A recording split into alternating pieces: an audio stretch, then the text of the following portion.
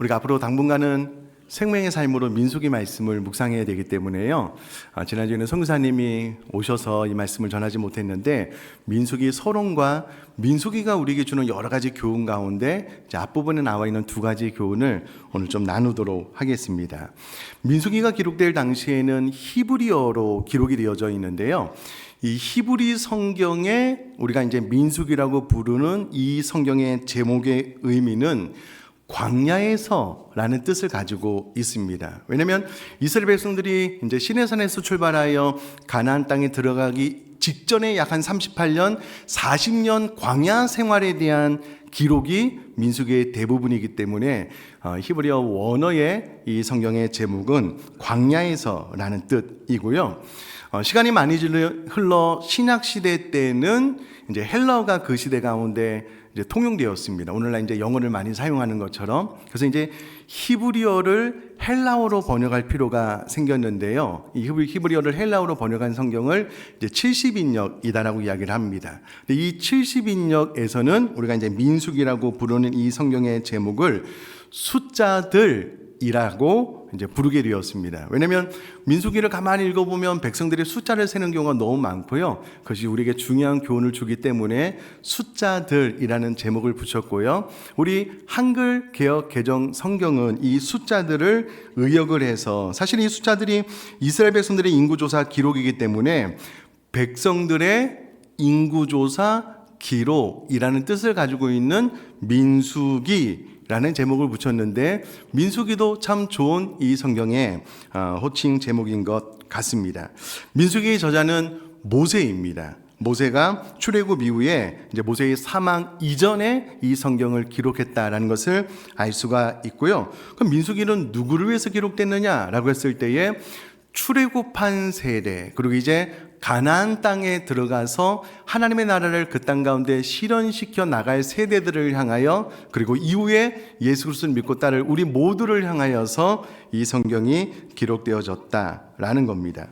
민수기는 앞서 말씀드렸다시피 이스라엘 백성들이 시내산에서 율법도 받고 하나님과 언약을 맺고 또 장막까지 다 만들고 난 다음에 시내산에서 출발을 해서 가데스 바네아에서 12명의 정탐꾼을 40일 동안 가나안 땅을 정탐하라고 보냈는데 안타깝게도 40일 정탐하고 와가지고 10명이 부정적인 보고를 한 거예요. 그리고 이스라엘 백성들이 이에 다 그 부정적인 보고에 동조하게 되자 하나님은 그러면 40일을 하루를 1년으로 환산해서 너희들이 40년 동안 이 광야에서 방황하다가 20세 이상 싸움에 나갈 만한 자는 다 죽게 될 것이다 라는 말을 듣고 약 한 38년, 40년이라고 할게요. 40년 동안 광야 생활을 하다가 이제 모압 평지에서 가나안 땅을 바라보면서 기록한, 그러니까 시내산에서 출발을 해서 이제 가나안 땅 앞에 있는 약 한 38년의 역사를 기록한 것이 이 민수기다라고 생각을 하시면 되겠습니다.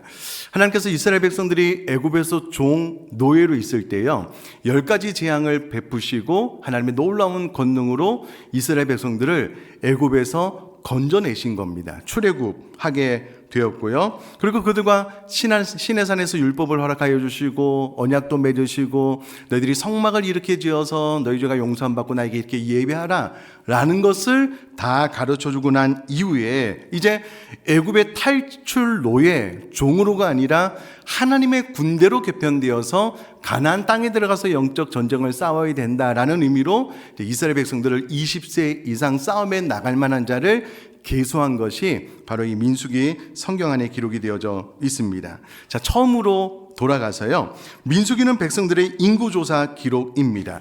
민수기 1장과 민수기 26장에 각각 이스라엘 백성들의 수를 계수한 기록이 나와 있습니다. 그런데 이 계수를요, 20세 이상 싸움에 나갈 만한 자만 계수했다. 그러니까 이스라엘 백성 전체의 숫자를 계수한 것이 아니고요, 20세 이상으로서 싸움에 나갈 만한 자를 계수했다라는 것을 알 수가 있습니다.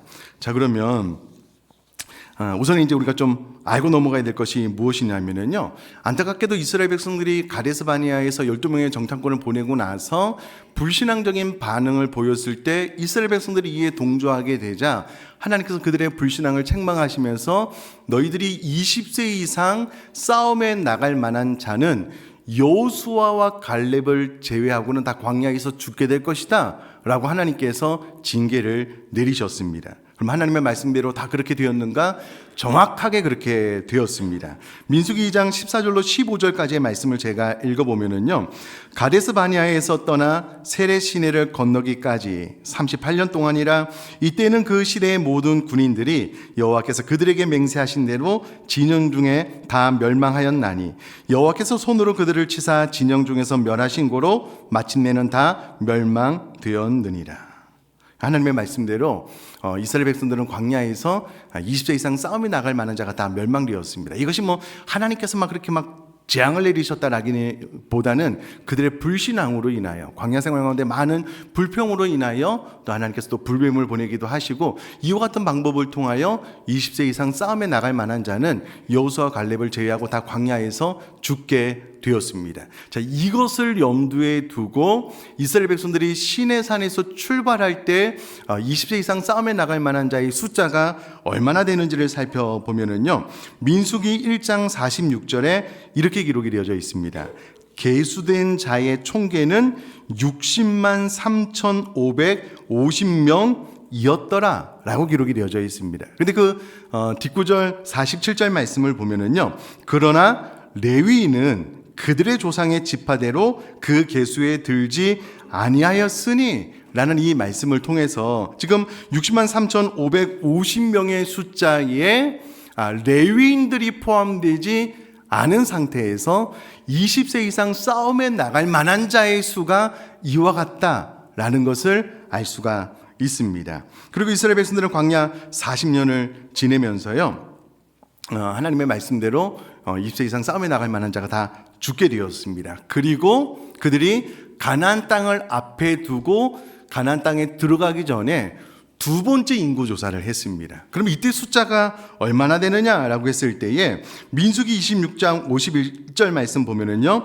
이스라엘 자손에 계수된 자가 60만 1,730명이었더라 라고 기록이 되어져 있습니다. 자, 그러면 광야 40년 동안 여호수아 갈렙 또 레위인들을 제외하고요 20세 이상 싸움에 나갈 만한 자가 다 죽은 거예요. 다 죽은 겁니다. 그리고 광야에서 새로운 생명들이 막 태어나기 시작을 했는데 시내산에서 출발했을 때 이스라엘 백성들의 숫자와 가나안 땅에 들어가기 전에 이스라엘 백성들의 숫자, 특별히 20세 이상 싸움에 나갈 만한 자를 계수해 봤더니 시내산에서 출발할 때의 숫자와 비교해서 1817명이 모자란 거예요. 여러분, 60만이나 넘는 숫자 가운데 1817명만 줄었다는 것은 여러분 그 기나긴 광야 여정을 생각할 때에 그렇게 60만 이상의 많은 사람이 죽었다는 것을 생각할 때에 극히 작은 숫자에 불과하다라는 겁니다. 우리 사랑하는 성도님들은 어떤 숫자를 말해도 놀랍지 않지만 여러분, 이것은 하나님께서 이미 아브라함에게 내가 너희 후손이 하늘의 별과 같이 바다의 모래와 같이 많은 민족을 이루게 될 것이다 라고 약속을 해주셨는데 이스라엘 백성들이 불신앙적인 반응을 보인 거예요. 그래서 60만 이상이 광야에서 죽어나가는 상황 가운데서라도 하나님께서 계속해서 새로운 생명을 허락해 주심으로 거의 시내산에서 출발했을 때의 숫자와 비슷한 숫자가 가나안 땅에 들어가게 되었다라는 것을 알 수 있다라는 겁니다. 여러분, 이것을 현실적으로 좀 이렇게 어른스럽게 좀 생각을 해보면은요, 이스라엘 백성들이 텐트 생활을 했거든요. 그래서 이제 하나님께서 불기둥과 구름기둥으로 이끌어 주셔가지고 언제 출발할지 언제 멈출지 몰랐습니다. 광야는 되게 척박한 땅이잖아요. 오늘날처럼 산부인과가 있는 것도 아니고 전문적인 의사가 있는 것도 아닐 겁니다. 산파 정도는 있었겠죠. 그리고 이 텐트가 아마 가족별로 치는 텐트는 아니었을 것이다라고 생각을 할 수 있는 여러 가지 정황들이 있습니다. 명확하지는 않지만, 그러면 60만이나 광야에서 죽어 나갔는데 어떻게 이스라엘 백성들은 60만이나 애를 만들어냈을까요? 도대체 어디서 어떻게 그 삭막한 광야의 땅에서 딱히 먹을 것도 있는 것도 아니고 되게 지쳤을 것 아니에요. 힘들었을 것 아니에요. 근데 계속해서 애가 생기는 거예요. 계속해서 새로운 생명이 탄생하게 되는 겁니다. 저는 말씀을 준비하면서 이것은 마치 애고방 바로가 이스라엘 백성들의 숫자가 너무 많아지니까 나중에 전쟁이 나면 이스라엘 백성들이 그 상대편의 편을 들면 우리나라가 큰일 나니까 이스라엘 백성들을 산화 제한해야 되겠다. 남자들은 그냥 막 태어나면 막 나일강에 다 던져 죽여버리고 산모들을 통하여 막 애가 남자아이가 태어나면 죽이라는 명령을 내렸음에도 불구하고 하나님께서 생육하고 번성하는 축복을 바로왕이 막지 못한 거예요. 그것처럼 척박한 땅 광야에서, 그리고 언제 출발하고 언제 멈출 줄도 모르는 또 아주 어려운 환경 가운데 있었음에도 불구하고 하나님은 하나님의 기적, 하나님의 말씀을 신실하게 이루셔서 출발할 때의 숫자와 이 20세 이상 약 한 60만 이상이 광야에서 죽었음에도 불구하고 거의 비슷한 숫자가 가나안 땅으로 들어갈 수 있도록 역사하신 언약에 신실하신 하나님이었다라는 것을 이 숫자를 통해서 알 수 있다라는 겁니다. 그러니 사랑하는 성도님들, 우리가 아무리 척박한 땅에서 힘들고 어려운 시간을 보낸다라고 하더라도, 특별히 이스라엘 백성들은 광야에서 하나님을 향하여 불신앙의 모습을 보여줬거든요. 그럼에도 불구하고 하나님은 하나님의 언약을 신실하게 이스라엘 백성들 가운데 이루셨고 성취하셨다라는 것을 생각을 해보면, 여러분, 우리가 때로 척박하고 어려운 시기를 지나가더라도 하나님은 하나님의 백성들을 향한 하나님의 약속을 반드시 신실하게 지키시는 분인 줄 믿습니다. 왜냐하면 민수기가 그것을 명확하게 이야기를 해주고 있어요. 이스라엘 백성들이 불신앙을 해도 광야라는 척박한 땅에서 60만 이상 막 사람들이 죄로 죽어나가도 하늘의 별과 같이 바다의 모래알 같이 많은 숫자 민족을 내가 너에게 허락해 주겠다라는 아브라함의 약속은 가나안 땅에 들어갈 때 완벽하게 성취되었다라는 겁니다. 그러니 여러분, 우리가 민수기 백성들의 숫자의 기록을 보면서 가장 먼저 교훈을 받아야 될 것이 무엇이냐면, 내 인생이 때로 어렵고 척박한 광야 같은 시간을 보내도, 또 때로 내가 하나님 앞에 불신앙적인 태도를 보여도 나를 향한 하나님의 약속은, 언약은 언제나 신실하게 완벽하게 이루어진다라는 것을 이런 믿음으로 확신할 수 있기를 주님의 이름으로 축복합니다. 자, 계속해서 이제 두 가지 교훈만 시간 관계상 좀 살펴보면은요, 첫 번째 교훈은 하나님의 백성의 조직화입니다. 하나님 백성의 조직화. 그럼 민수기는 이스라엘 신구 세대가 38년 동안 이제 광야에서 지내면서 앞서 말씀드렸다시피 1장, 26장에 각각 이제 군대 21세 이상 싸움에 나갈 만한 자를 계수한 숫자가 기록이 되어져 있는데요. 이제 이스라엘 백성들은 더 이상 애굽의 노예, 종으로 지냈던 백성들이 아닌 거예요. 이제 가나안 땅에 들어가서 가나안의 모든 죄악들을 몰아내고 그곳에 하나님의 나라, 하나님의 공의가 실현될 수 있도록 싸워야 되는 군대로 거듭나게 되는 것이 이 민수기서의 기록이다라는 겁니다. 여러분, 사도 바울이요, 이렇게 이야기를 했습니다. 디모데후서 2장 4절에 병사로 복무하는 자는 자기 생활에 얽매이는 자가 하나도 없나니 이는 병사로 모집한 자를 기쁘게 하려 함이라. 아멘. 사도 바울은요, 본인이 하나님 앞에 군사로, 병사로, 군인으로 부름받았다는 것을 명확하게 알았습니다. 그러므로 나의 삶은 나를 하나님의 군사로 불러주신 그 하나님의 뜻, 그 하나님의 마음을 기쁘시게 해드리는 군인으로서의 삶을 살아가는 것이다라는 자기 정체성을 분명히 가지고 있었다라는 겁니다. 자, 그럼 여러분, 이 첫 번째 교훈을 통해서요, 우리는 우리 자신에게 물어야 합니다. 우리 공동체에게 물어야 되는 것이죠. 우리는 영적인 군인으로 준비되었는가? 우리 교회는 하나님께서 우리 교회에게 어떤 사명, 프로젝트를 맡기실 때에 군인처럼 질서와 조직과 체계를 따라서 착착착착 하나님의 일을, 사명을 잘 수행해 나가는 영적 군대로서의 효과적인 사역을 감당할 수 있는 개인과 교회인가? 라는 것을 이 말씀을 통해서 물어야 됩니다. 여러분, 이스라엘 백성들은 불과 얼마 전만 해도요, 애굽의 노예였습니다. 종이었습니다. 아무것도 스스로 무엇인가를 계획하고 결정하고 실행에 옮길 만한 능력이 없었고요. 애굽 왕 바로가 시키는 대로 그냥 종처럼 노예처럼 그냥 막 찌그러져서 그 일을 반복해야만 되는 삶을 살았습니다. 근데 하나님께서 이스라엘 백성들을 애굽에서 건져내고 난 다음에 아니라는 거예요. 너희들이 이제 영적인 군대다, 군사다. 가나안 땅에 들어가서 하나님의 말씀, 하나님의 공의를 그 땅 가운데 심고 선포하고 하나님의 나라를 확장시켜 나가야 되는 군대다라고 하나님께서 그들의 정체성을 바꾸어 주셨다라는 거예요. 여러분, 그러면 우리가 나를 생각을 할 때 하나님, 물론 겸손한 의미에서 하나님, 나는 늘 부족하고 연약합니다 라는 기도는 괜찮습니다. 우리 하나님 앞에 겸손하게 그렇게 기도하면서 하나님을 의지하는 것은 괜찮아요. 그러나 하나님께서 저와 여러분들을 영적인 군대로 뽑으셔서 하나님의 일을 맡기고 시행하도록 함에 있어서 하나님, 저는 아직 군대가 아닌데요, 저는 연약한 사람일 뿐입니다 라는 것은 이 민수기 말씀을 통해서 볼 때에 하나님께서 우리를 향한 기뻐하시는 뜻이 아니라는 것입니다. 저는 우리 교회가 참 감사한 것이 무엇이냐면요, 2주 전에도 이제 반찬 나눔 이제 새롭게 이제 시작을 해서 광고를 했더니요, 많이 오셨대요. 그래서 넉넉하게 반찬을 만드셨대요. 여러분, 네팔 선교 적은 비용이 아니잖아요. 선교를 했더니요, 막 줄을 서가지고 나중에는 잘랐어요. 더 이상 지원 안 받았습니다. 잘랐어요. 전도도 그렇고요. 또 늘 우리가 하나님의 일을 감당함에 있어서 저희 교회는요, 착착착착 되는 것 같아요. 1대1로 여러분, 처음에는 이제 많은 동반자가 신청을 해서 양육자가 어디서 나올까 다 나왔어요. 지도자반도 하게 되고요.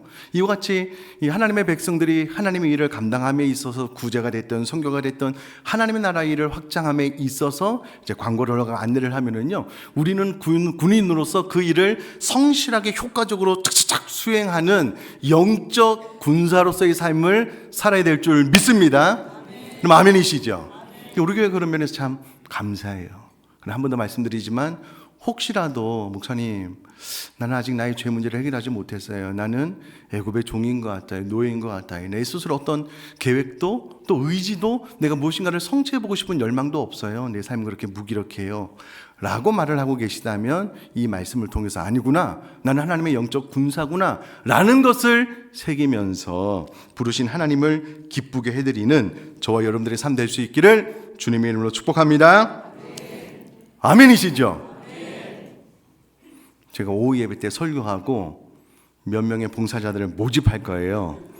근데 좀 많이 지원해 주시면 좋겠습니다. 설교를 들어보면 이제 이 설교가 왜 필요한지 이제 이해하게 되실 거예요. 두 번째 교훈은요, 삶의 구심점과 지표입니다. 그럼 이것은 우리가 너무나도 잘 아는, 몰랐던 내용이 아닙니다. 민수기에 보면은요, 이스라엘 백성들이 이동을 하다가 장막을 칠 때는 어김없이 성막을 중심으로 레위인들이 장막을 치고요, 동서남북으로 이스라엘 백성들이 각각 장막을 쳤는데 그 방향은 성소를 향하도록 장막을 쳤습니다.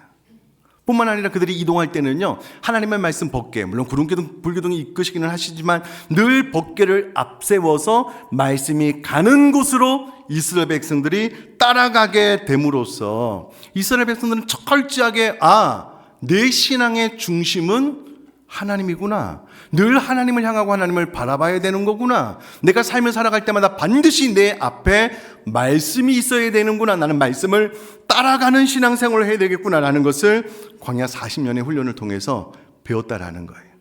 이런 생각을 해보셔요. 가데스 바네아에서 그들의 불신앙적인 반응을 보이고 난 다음에 그 20세 이상 싸움에 나갈 만한 자는 광야에서 다 죽었습니다.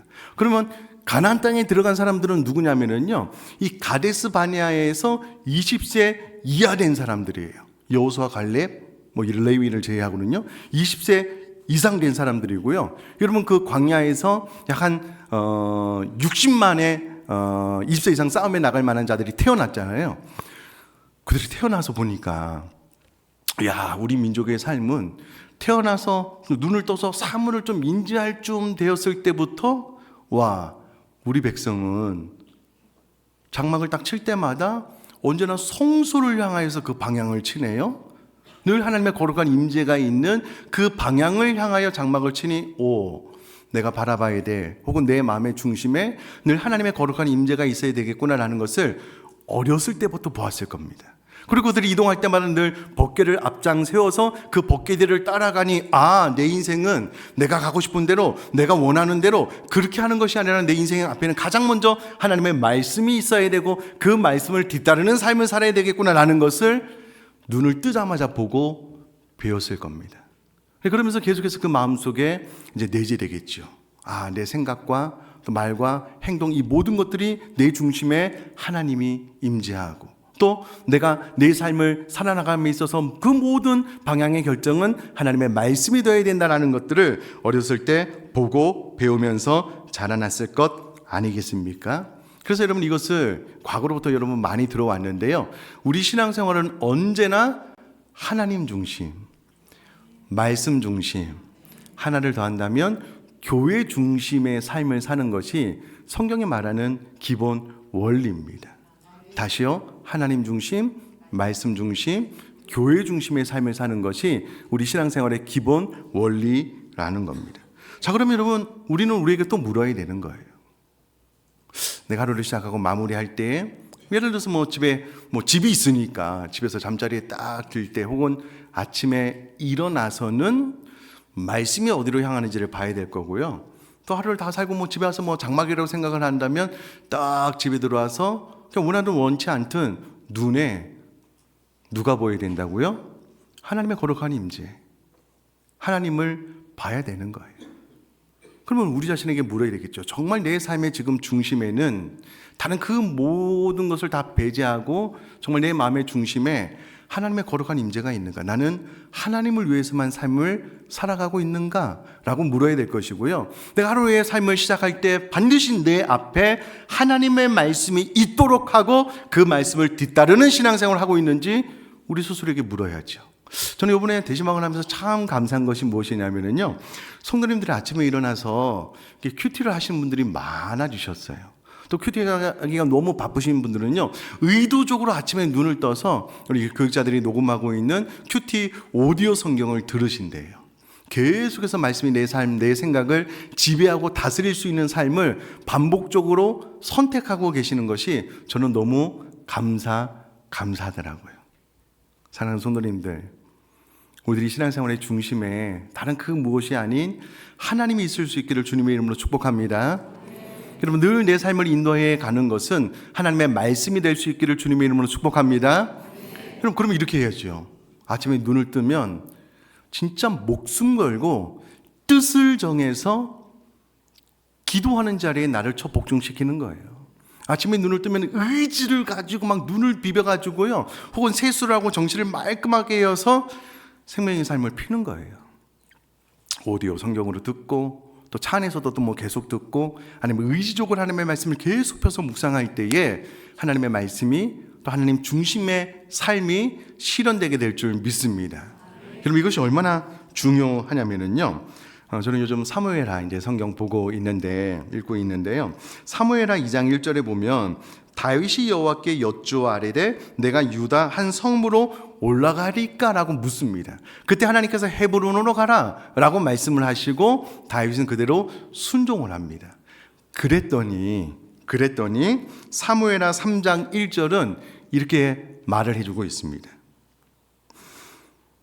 사울의 집과 다윗의 집 사이에 전쟁이 오래매 다윗은 점점 강하여 가고 사울의 집은 점점 약하여 가니라. 그럼 늘 하나님 앞에 묻고 계시 말씀에 순종하는 삶을 살았더니요, 이전에는요 사울은 나라의 왕이었잖아요. 더 부강했는데 사울의 집은 점점점 좀 축소되고 약화되지만 다윗은 현재 너무 미약한데 놀라운 것은 늘 하나님 앞에 묻고 말씀을 듣고 말씀에 순종하는 삶을 살았더니 그의 삶이, 그의 집이 점점 강하여 갔다라고 기록을 하고 있습니다. 그럼 제가 단언컨대 오늘 이 말씀을 통해서요, 그렇지, 내가 늘 하나님 중심, 말씀 중심의 삶을 살기로 결단하고 늘 눈을 떠서 이 하나님의 말씀을 묵상하고 듣고 이 말씀에 내 생각을 맞추어 조율해서 하나님의 뜻을 이루기로 결단한 모든 분들은 하나님께서 반드시 그와 그분의 집을 강건하게 세워주실 줄 믿습니다. 왜냐하면 이게 성경의 원리인 거예요. 그렇게 했는데 안 되면 저를 찾아오세요.